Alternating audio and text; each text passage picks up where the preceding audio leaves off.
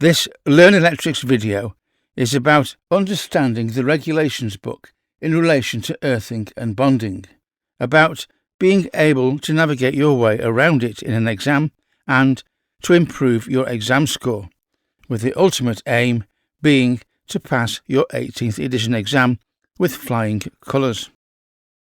This video, the exam questions and the answers are all centred around BS 7671 18th edition Amendment 4 of the IET Wiring Regulations 2026, the Big Orange Book.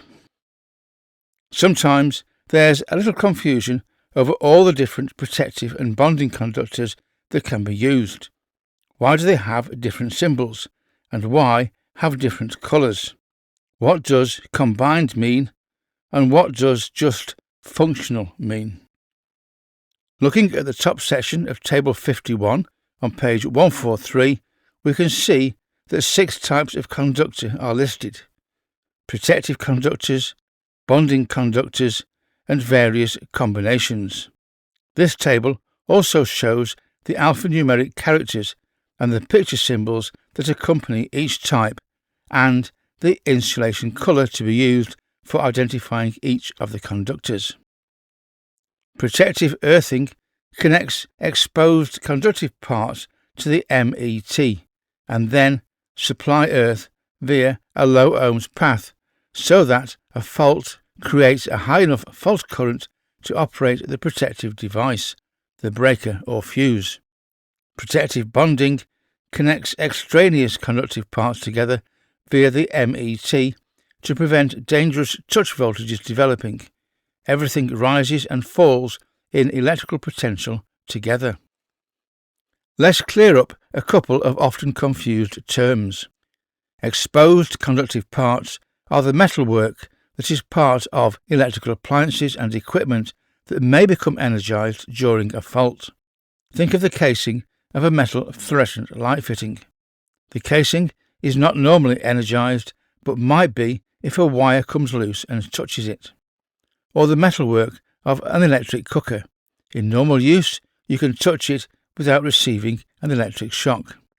While extraneous conductive parts are those non-electrical metallic parts around the property that may develop a potential should a fault in the installation occur. Examples are water-filled radiators, gas pipes, water pipes, the bathtub, etc.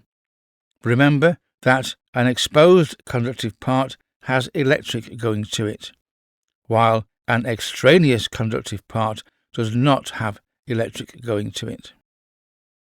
A protective conductor is a safety conductor that links exposed and extraneous metalwork back to the main earthing terminal. Its job is to provide a low impedance fault path so the protective device trips quickly, keeping touch voltages low and preventing electric shock. A combined protective and functional earthing conductor is a single conductor that provides both the ADS safety earth and the functional earth needed for equipment such as EMC filters. It carries fault current for disconnection while also giving the equipment a stable reference point, so it must be installed and sized to satisfy both duties.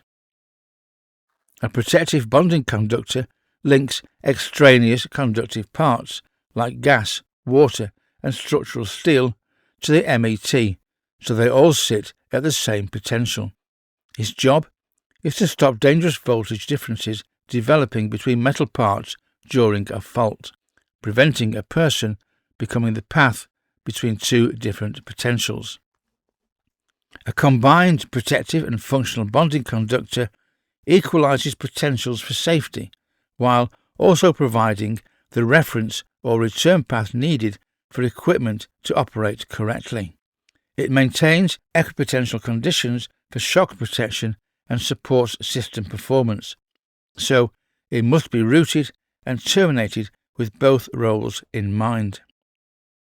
A functional earthing conductor is an earth used solely for the correct operation of equipment, not for shock protection, such as the reference for SPDs, RCBOs, filters, communication systems and sensitive electronics. It provides a stable, noise-free reference or controlled discharge path so equipment behaves correctly. But it must not be relied on to clear faults or protect against electric shock. A functional bonding conductor is a bonding link used to ensure correct equipment or system operation, for example, by reducing electromagnetic interference, stabilizing signal references, or maintaining control potentials in ICT or medical locations. It creates a predictable, low-noise bonding environment for performance, but it is not part of the protective bonding used for shock protection. I've put this little slide together to give you a visual indication of how the different uses can be grouped together, along with their insulation colour codes. Those in the green box are there to protect people, and animals and buildings to an extent. Those in the pink box are there only to ensure the proper functioning of electronic systems and equipment and offer no people protection. Yellow box conductors, the combined ones, perform both functions. All the conductors will merge on the installation MET, or main earth terminal, and then to the installation earthing conductor, except the supplementary bonding conductors that remain in the local area that they are protecting and make their connection to the MET through the CPCs of the electrical equipment and appliances that are in the same location. For example, in a bathroom, by connecting supplementary bonding cables to the CPC of the shaver socket, the CPC of the light fittings, and so on. And I've summarised all these into one little chart. Pause the video and make yourself familiar with the page. If you can absorb and then recall the information on the slide, you'll be doing yourself a big favour for your exam. OK, that's the hard work done. Let's have some questions for you to answer. There are 3 slides, 3 parts to each question. First, the question itself. Then, number 2, a clue if you need it. And then, the third slide, the worked answer. The aim for these questions is that you begin to understand the layout of the book, how to use the index, and how to look for key words. Attempt an answer with each question. Even if you get it wrong, that's not a failure, that's learning. Every mistake is just another lesson in disguise. Just keep going. Question number 1. Which of the symbols below is used in the regulations to show a functional bonding conductor? Pause the video and find the answer. A clue, if you need it, is on the next slide. Here's your help slide with a clue. You want to identify the symbol for a functional bonding conductor. Go to the index on page 605, in this case, and look for conductors. And then listed below that will be identification, and it will direct you to a certain section where you will find your answer. Find section 514 and table 51 on page 143. Looking at the symbols that are shown, we can see that answer choice B is the correct answer. Question 2 now. The wiring regulations state that a single core protective conductor shall be of copper if the cross-sectional area is equal to or less than what? And 4 answer choices. Only one is correct for this question. If you need help with question number 2, here it is. The question is about a protective conductor. It's about copper, and it's about cross-sectional area. Go to the index and look for protective conductors on page 623. Follow down all the entries for protective conductors until you reach one that gives you the answer and also points you to the regulation. It will be very obvious when you find it. The answer is C, 10 square millimeters. This is found in Regulation 543.2.4 on page 212 and shown in the green box below. Now for question 3. It asks, a copper functional earthing conductor in an information and technology communication system is installed without protection against mechanical damage. The minimum cross-sectional area for this conductor is, and a choice of 4 answers. Pause the video and attempt an answer. Some help is available on the next slide. A clue, if you need it, start at the index on page 613 this time. Find Functional Earthing Conductor and under that heading find For Information and Communication Technology, and it will tell you to go to a certain section. I've marked it as XXX here just to make you look for it. Go to that section and find the answer. The answer choice is D, 4 square millimeters. You are directed to section 545 on pages 216 and 217. Find minimum cross-sectional area on page 217 and then find regulation 545.1.2, and there is the answer as highlighted in the red box below. Let's do question number 4 next.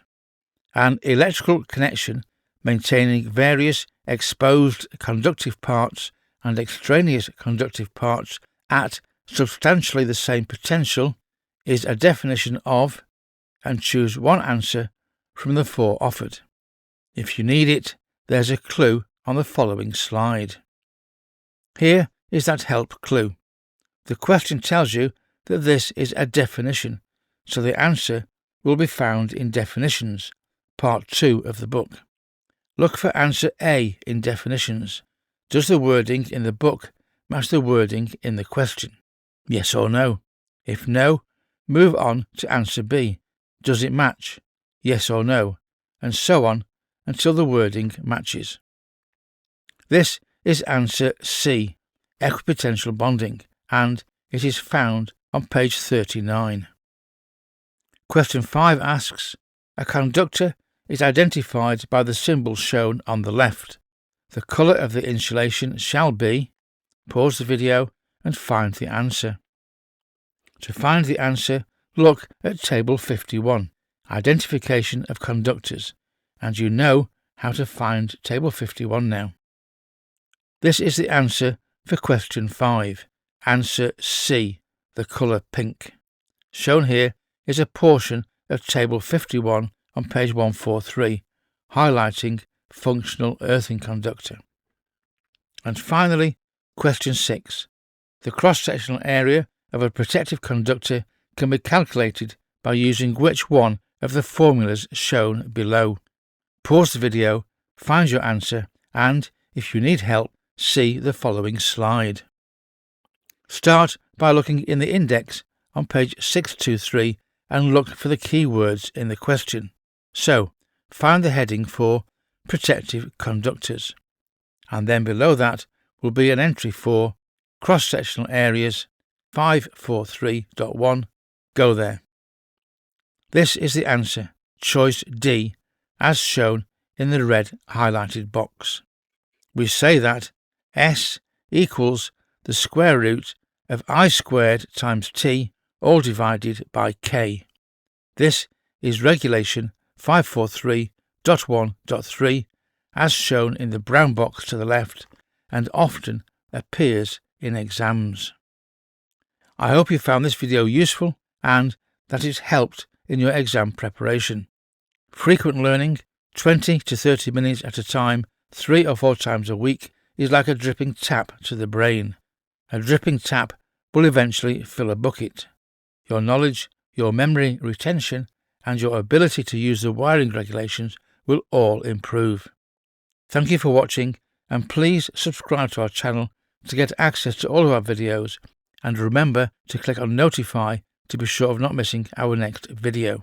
And don't forget, you can also type in Learn Electrics into the YouTube search bar to go directly to our channel at any time from any computer or smart device.